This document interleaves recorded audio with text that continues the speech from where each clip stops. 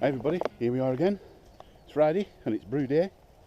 The first all grain brew day of 2020, and out with Smaller for a walk just while the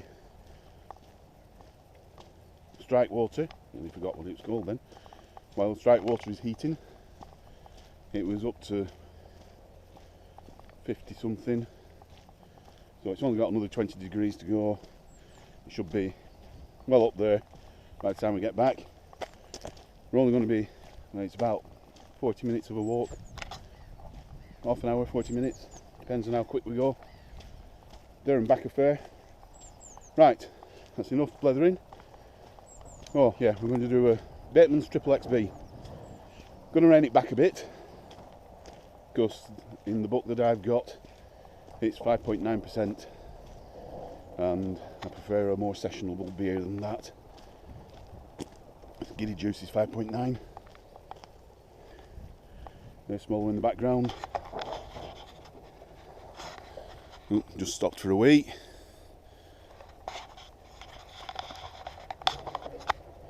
Right, so I'll get back to you. I'll post obviously the grain bill and everything into the description, and probably witter on about it as well. Right, we'll see you in a bit when we get back to the house. Everybody, here we are again, back at home. The hot liquor is up at 77 degrees. I'll just show you the grain bill. We've got 380 grams of crystal malt, 3.5 kilos of pear malt, and 100 grams of wheat. Everything's reduced down slightly because, as I say, I didn't want to have quite as strong a beer as the recipe produces. So I'll probably post both recipes up, so you can either do the full one or this one. Right, so I'm going to start transferring the hot liquor, and then, so it's going to be 11 litres of hot liquor into the mash tun, and then we'll start mashing in. So here we are, starting to mash in. The wheat and the crystal going in first, so it doesn't get into one clump.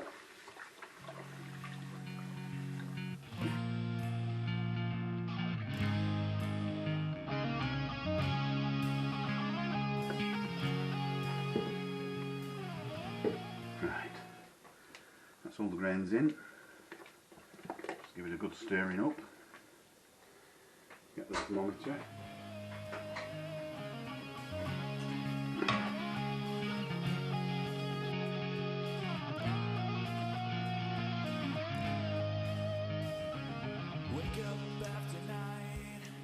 Yeah, that's sitting at 66.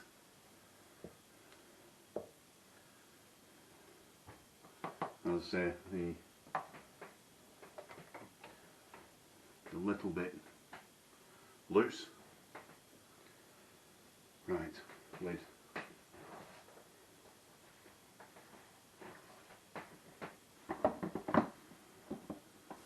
So that's a 90-minute mash. I've already set the timer going. We'll be back an hour and a half for the sparge. I don't know if you can see the sparge arm. That's set up ready. Right. See you in an hour and a half. Hi everybody, back again. That's the mash done. I'm just going to put a second camera up.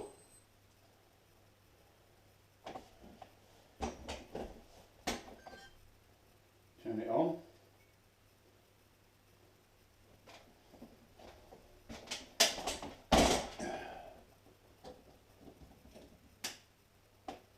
That should give us an overhead shot of the map of the sparge.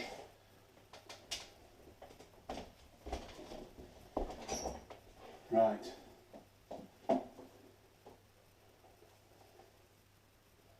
I'm not going to bother checking the temperature.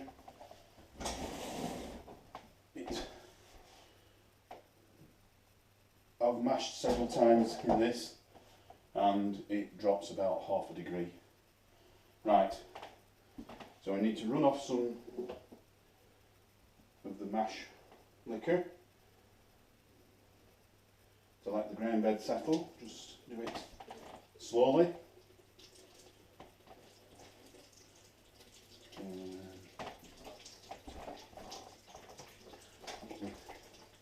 Put the goggles on so I can actually see what I'm doing. Well, I can't see up close, but I can see the camera.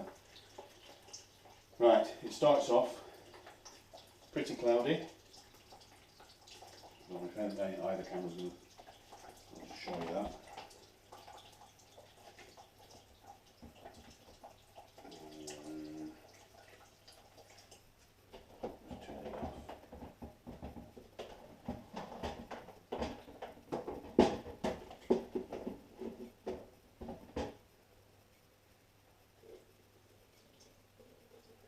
You don't want to tap for long.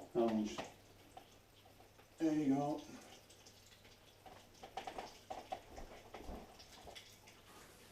There you go. So there you go. It's full of bits of grains and stuff until the grain bed settles and starts filtering itself. So I'll have to draw off an extra litre and a half than usual because 3 pints in the kettle. About an extra litre and a half.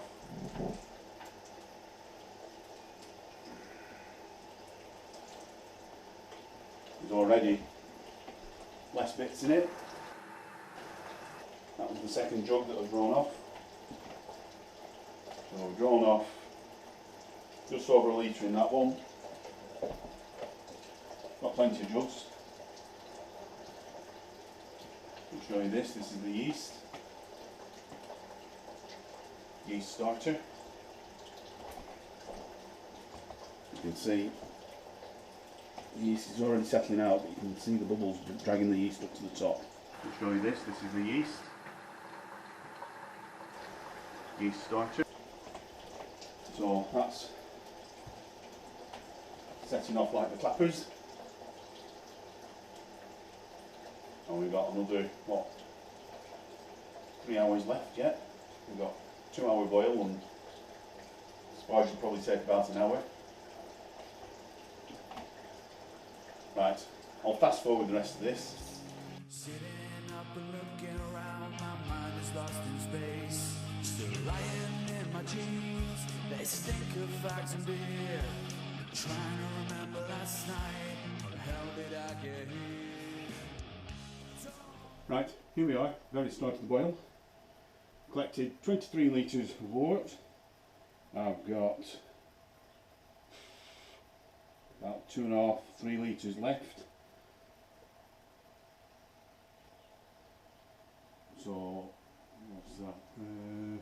20 litres we'll call it in the pot, which it will hold more, but it will boil over. There's a maximum mark somewhere, which is, I think we're actually just about covering it. Not quite sure where it is. But if you take it any higher, it will boil over, so it's not worth it. What I'll do is boil that up on the stove a bit when the levels dropped, and then I'll add it as almost boiling wort into the boil, so it doesn't drop the boil off. Not even got the hops in yet. It's what would you say? Hot temperature about 60. Put my hand on the outside of it, no problem. Right, we'll come back to hop additions. Right, we're coming up to the hop rake now. We're at nearly 102 degrees. It's just about beginning to simmer.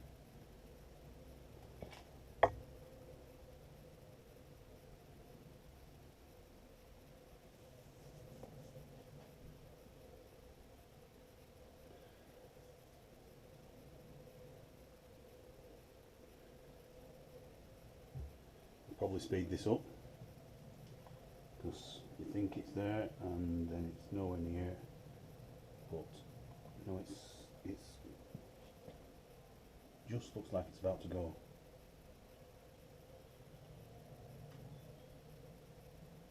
Yeah, it's just going now.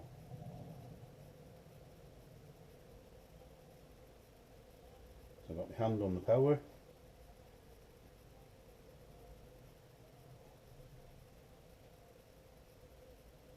We're up now, 104 degrees.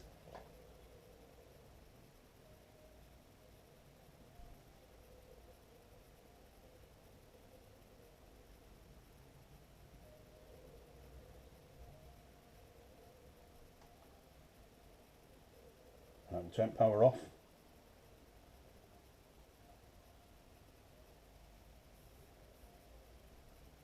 Back up that foam. Power back on.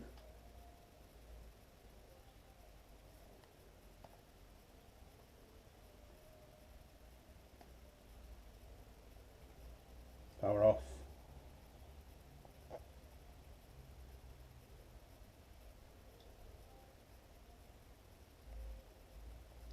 Power back on again.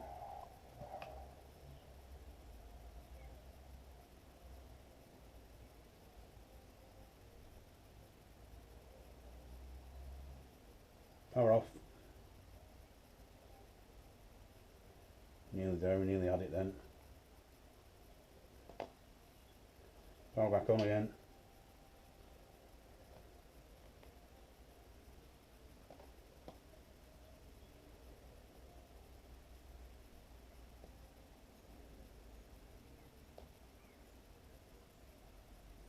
Power off. Close, it's close.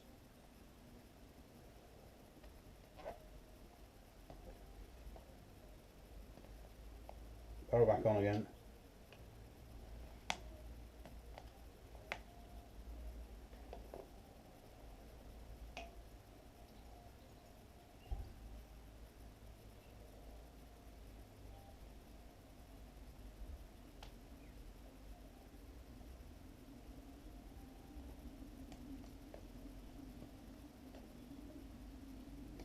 I think we've got it.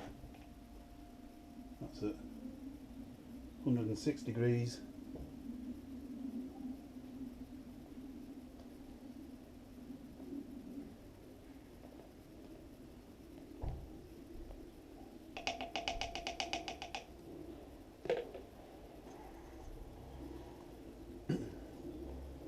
Right, we've got two editions of hops. We've got the Goldings and the Challenger.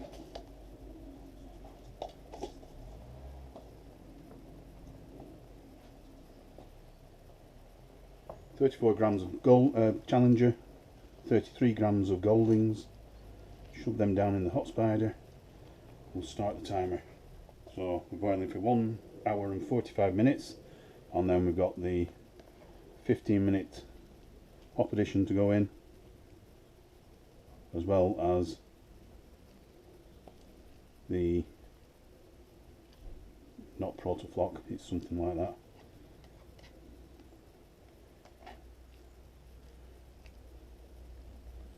I think they used to be Protz, but they're not now. Here we are, adding the rest of the wort in. Boiled it up on the hob. Went to a hot break on the hob, which was a lot easier because less volume, so it was easier to control. Right, I've still got half an hour before the 15-minute addition.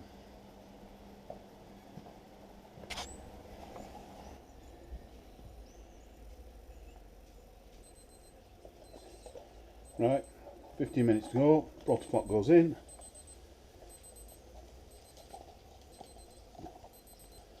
Goldings 15-minute addition goes in.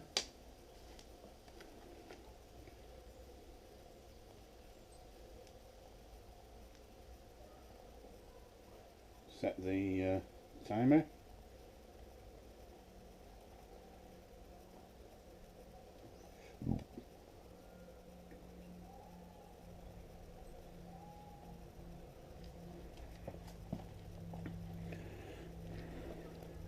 Push the hops well down in the hop spider.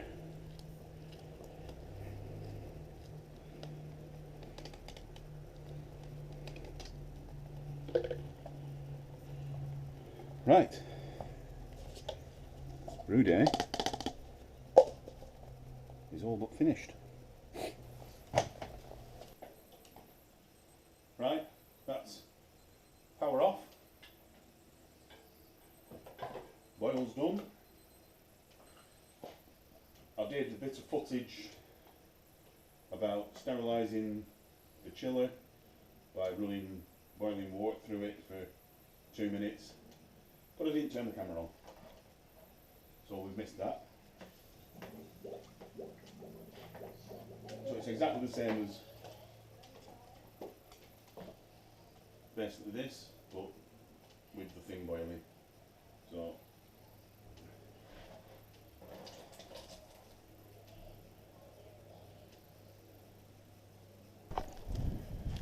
right, brew day's just about finished.